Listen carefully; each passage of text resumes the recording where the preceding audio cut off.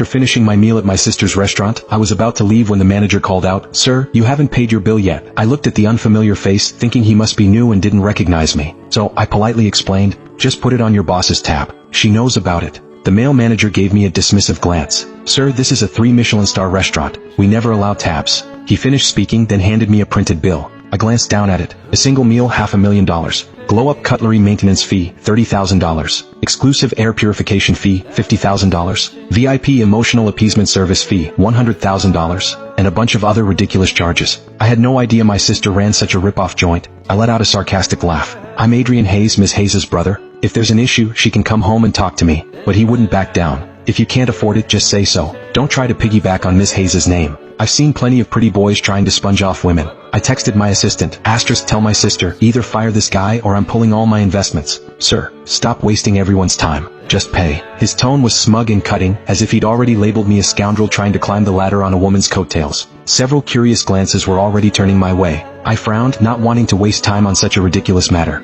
I pulled out my phone and dialed my sister's number directly, but all I got was a cold busy signal. I tried again, same result. "It's a weekday, what's that girl up to?" I put down my phone and looked straight at the aggressive man, repeating each word clearly. "I'll say it again. My name is Adrian Hayes, and I am the biological brother of your boss, Serena Hayes." Her phone isn't answering right now. You can check her card. My photo and information are linked to it. I thought this was the most direct and effective way to solve the problem. But when the male manager heard my name instead of verifying it, he burst into a loud, exaggerated, and grating laugh. He laughed so hard he almost doubled over, drawing even more attention.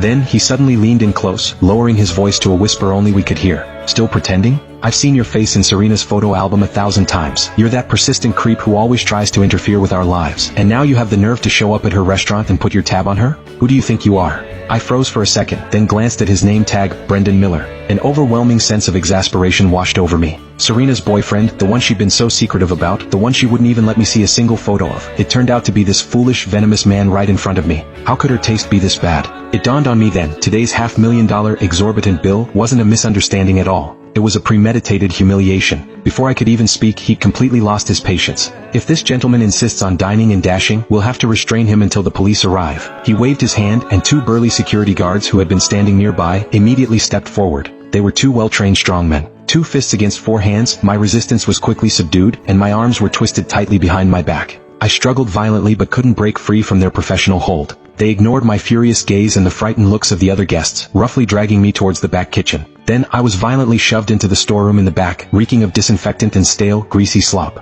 The door slammed shut, cutting off all light and sound from outside. In the dark, the male manager said nothing. He simply raised his leather-clad foot and kicked me hard in the stomach. The excruciating pain made me grunt instantly, my stomach churning. "That's for spending my woman's money? That's for meddling in her business," he yelled, his voice twisted by jealousy and rage. He looked down at me, then ordered the 2 burly men, "Beat him. Teach him a lesson." The 2 security guards were clearly his cronies. They didn't hesitate, a relentless flurry of punches and kicks raining down on me. I gritted my teeth, swallowing every cry of pain. My bones felt like they were being crushed inch by inch, my internal organs dislodged. His taunts continued. "Who do you think you are, huh? Just a good-for-nothing leeching off his sister. I told you I'm her brother. If you don't believe me, ask Serena. Call her now, I'll talk to her." I struggled to explain, but the man in front of me just ignored it.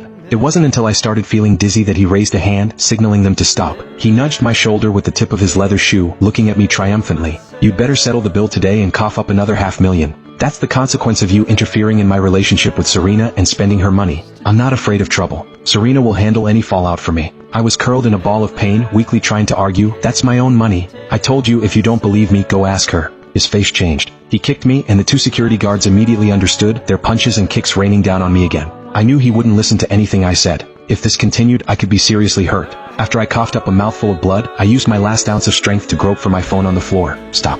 I'll pay." He seemed satisfied with my submission, signaling the 2 security guards to stop. He squatted down and patted my swollen cheek. "See? Wouldn't it have been easier to just do that from the start? You chose the hard way. $2 million, not a cent less." I lay sprawled on the cold floor, gasping for breath, my lungs burning. I ignored him and dialed my friend Leo Rodriguez's number. The phone was answered quickly. "Leo, bring $2 million to my sister's restaurant. I need it now." Leo on the other end paused, then sensed something was wrong. "Adrian? What's wrong, man? Your voice sounds..." "Don't ask. Just hurry." I cut him off and hung up. Brendan's eyes instantly lit up at the mention of $2 million. A greedy glint flashed in them. He probably thought I was beaten into submission, offering more money to beg for mercy. The triumph on his face was now impossible to hide. Smart move. Leo's speed was astonishing. Soon, the storeroom door was violently shoved open from the outside. Leo, accompanied by 2 bodyguards, strode in quickly. He was shocked to see the blood on my mouth, my disheveled clothes, and my pathetic posture propped up on the floor. He rushed over to help me up. I shook my head, subtly signaling him to stay silent, then took the bank card he handed me with the pin attached and tossed it to the man. The man took the card and didn't bother me further, waving his hand. If that's a fake card, I have countless ways to find you. Get lost. Enduring the excruciating pain throughout my body, I limped out of that sickening place, leaning on Leo's arm. When we reached the entrance, I thanked Leo. Thanks, buddy.